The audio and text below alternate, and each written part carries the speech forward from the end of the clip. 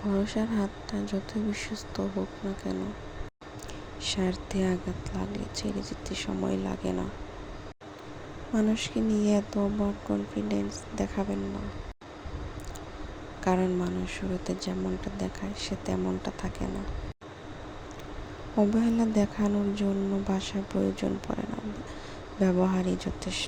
শরীরের আঘাতের ব্যথা কয়েকদিন পরে ঠিক কেটে যায়, মানুষের কথার আঘাত সারা জীবন রয়ে যায়। স্বার্থ থাকলে ময়লা কাপড় থেকেও সুগন্ধি আসে, আর স্বার্থ ফুরিয়ে গেলে সুগন্ধি কাপড় থেকেও দুর্গন্ধ আসে। কাউকে খুব বেশি গুরুত্ব দিতে নেই, বেশি গুরুত্ব দিলে মানুষ অহংকারী হয়ে যায়।